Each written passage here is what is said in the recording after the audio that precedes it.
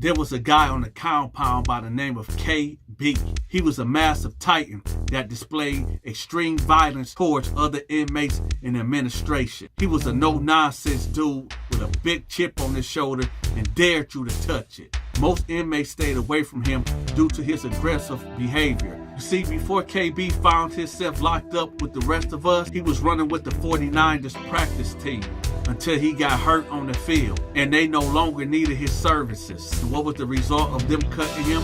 He lost his income, which led to him getting involved into moving illegal substances and pushing that hammer on people that might want to violate him by coming up short with that money or coming up short with that product. In 2009, he'll find himself on the run for aggravated assault on a police officer. You see, KB was shorted on a little something. So he upped the hammer on the dude that shorted him on the product, had them turn around, spread his legs, spread his hands, and gave him a full shakedown. Turned his pockets out and started getting what was owed to him.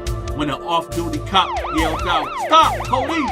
KB then punched the dude in the back of the head with the butt of the hammer and took off down the alley. The off-duty cop took off after KB.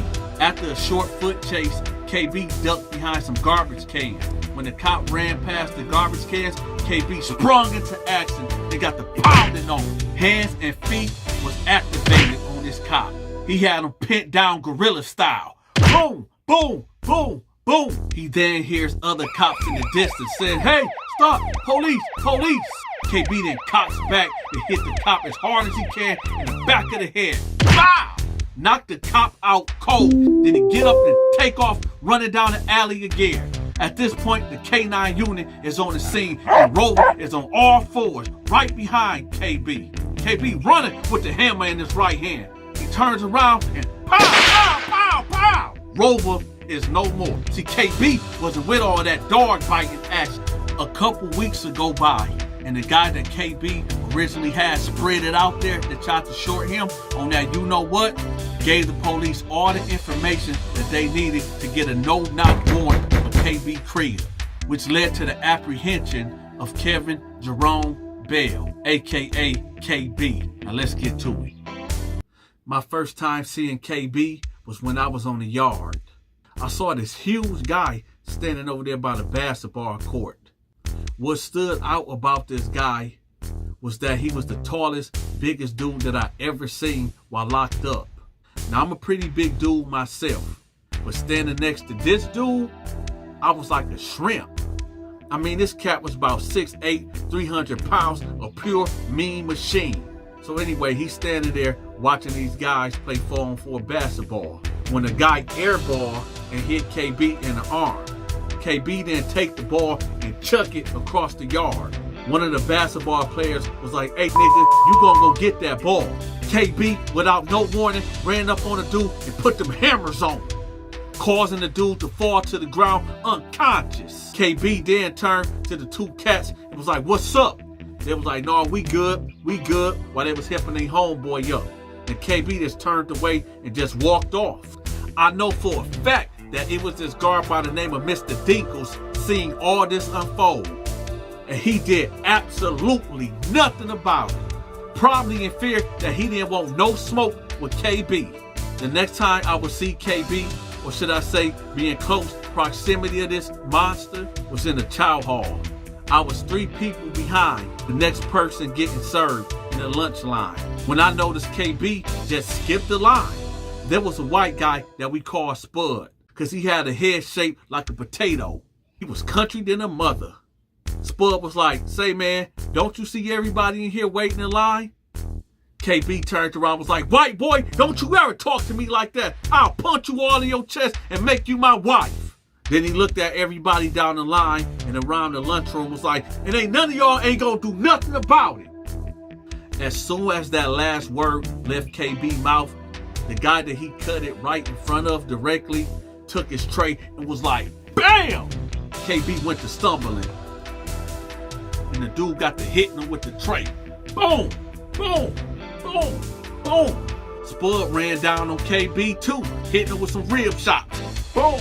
Boom! Boom! Boom! For a second, I thought KB was about to get handled by these 2 inmates. Then KB just grabbed Spud by his ankles, snatched him down and got to pounding him out, while the other dude that was hitting him with the tray, he grabbed him by his collar, brought him down, and got to working him out, unleashing a storm of uppercuts on these two now victims of KB. It was about 4 or 5 guards that rushed in and dogpiled KB. They started hitting him with the batons. They started hitting him with the mace. Y'all know me, I hit the deck immediately and grabbed a piece of the wall in the back corner. I wasn't trying to inhale none of that mace and trigger my asthma. Anyway, looking back at this melee unfold, for one split second, I thought KB was going to dominate them officers. But fatigue set in and, well, they whipped KB out. It was like Thanos fighting the Avengers, but they whipped him out. They cuffed him up and sent him to medical. Now, word spread throughout the compound that KB needed to get put off the yard because he was such a huge threat to all the other inmates. When he first got there, the Bloods approached him. The Crips approached him. Other various black gangs approached him, and he turned all of them down with disrespect, but nobody wanted to smoke with him. So naturally, he had to go, one way or the other. So when Spud and that other guy did what they did to KB in the lunchroom, it bought the gang some time. So word got out that the Bloods was going to carry this hit out to get KB off the yard. I had a cellmate that ran his mouth about the Bloods' business. You see, he was a Blood himself that just couldn't hold water for nothing. You know the type who you tell something to, and before sundown, everybody on the compound know your business. Well, that was him. Oh, don't worry, he got violated by his gang many a times for running his mouth. They didn't put him off the set because he was a soldier and he had pushed that blade whenever needed. And that's valuable while locked up. And that's valuable to an organization, knowing that they got a soldier that'll push that blade at any given moment. So anyway, my bunkie telling me like, yo, I'm gonna hit up KB when he get out of medical. I'm like, you doing it by yourself? He's like, yeah. I said, dude, you better get some backup. He's like, man, I ain't worried about him, man.